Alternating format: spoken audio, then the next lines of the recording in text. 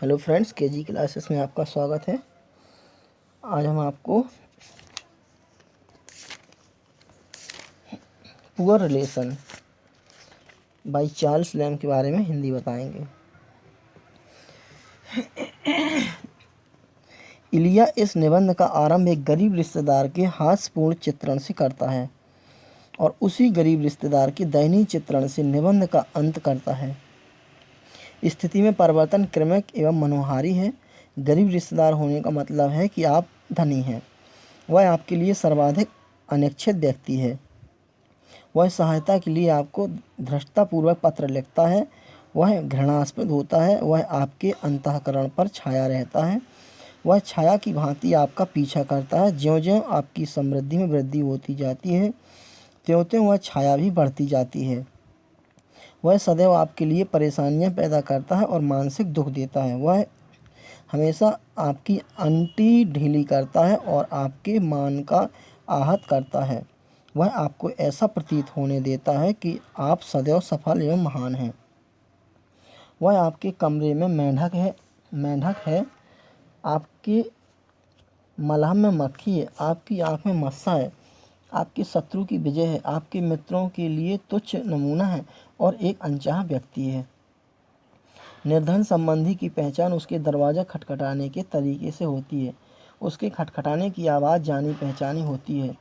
वह मुस्कुराता है और फिर भी व्याकुल है। वह हाथ मिलाना चाहता है और फिर भी उसकी इच्छा हाथ मिलाने की नहीं है। वह भोजन के समय आता है और मेज़ भरी हुई पाकर जाने का दिखावा करता है। उसे रुकने के लिए राजी किया जाता है। वह केवल महत्वपूर्ण दिनों जैसे कि जन्मदिनों पर ही आता है। वह इनकार करता है कि फला चीज़ नहीं खाएगा और फिर भी उसे वही चीज़ खाने के लिए राजी कर लिया जाता है। सेवक नहीं जानते हैं कि उनके साथ किस प्रकार व्यवहार किया जाए। वह मेज़बान को उसके पहले नाम से पुकारता है और इससे दूसरे पर यह प्रभाव पड़ता है कि वह बहुत घनिष्ठ है। वह इतना विनम्र है कि मित्र नहीं हो सकता और देहाती से भी बदतर मेहमान है। उसे मेज़बान के दादा के बारे में खूब याद है। वह अनचाही तुलनाएं करता है। वह असामयिक स्मृति जागृत करता है, विपरीत प्रशंसनाएं करता है और मेज़बान को परेशान करने वाली बातें करता है। जब वह चला जाता है तो मेज़बान उस कुर्सी को जिस पर वह बैठा था कोने में फेंक देता है और इस प्रकार एक बार में दो बलाओं से छुटकारा पा लेता है। निर्धन महिला संबंधी और भी बुरी बला है। आप दूसरे संबंधी से तो छुटकारा पा सकते हैं, निर्धन पुरुष संबंधी के बारे में व्याख्या कर सकते हैं, किंतु महिला की निर्धनता के बारे में कुछ भी छिपाया नहीं जा सकता। उसका रिश्ता आसानी से मालूम हो जाता है। आमतौर पर वह पत्नी की कजिन समझी जाती है। वह इतनी विनम्र होती है कि उस पर बेहद गुस्सा आता है। वह अपनी हीनता के प्रति आडंबर सहित संवेदनशील होती है। वह नौकर को सर कहकर पुकारती है। घर की संचालिका उसे आश्रय देती है। इसके बाद इलिया फैबल के बारे में बताता है, जो उसके साथ क्राइस्ट हॉस्पिटल में था। वह घमंडी था, लेकिन उससे किसी को क्षोभ नहीं होता था। उसमें आत्मसम्मान अत्यंत अधिक मात्रा में था। स्कूल में पढ़ने के दिनों में वह मुख्य मार्गों से बचाता था, क्योंकि उसकी नीली यूनिफॉर्म देख ली जाती। ऐसा फैबल बाद में ऑक्सफोर्ड गया। वह उसमें उस जगह के लिए आवेगपूर्ण लगाव और समाज की अत्यंत घृणा का विकास हुआ।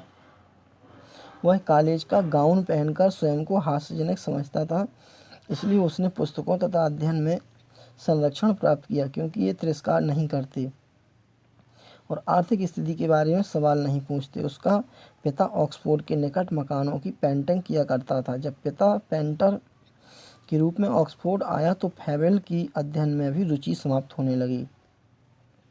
पिता और पुत्र के स्वभाव भिन्न थे, इसलिए फैबल ने ऑक्सफोर्ड छोड़ देने का निर्णय कर लिया। उसने पुर्तगाल को रवाना होने वाले एक रेजिमेंट में कमीशन स्वीकार कर लिया। वह सेंट सेबास्टियन की दीवारों के सामने सबसे पहले मरने वालों में से था। इलिया के पिता के पास मेज पर हर शनिवार को काले कपड़े पहने हुए एक वृद्ध रहता था। वह गंभीर था। वह बेहद कम बोलता था। उसे जॉन बिलेट कहते थे। जब भी वह उपस्थित होता था, एक विशेष प्रकार का मीठा हलवा हुआ करता था। इलिया जब भी उस वृद्ध को देखता था उसे टकसाल और टावर का ख्याल आ जाता था।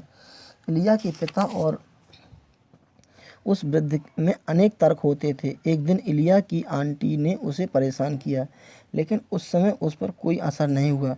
उस शाम उसने आंटी को बुढ़ापे के कारण असमर्थ कहा।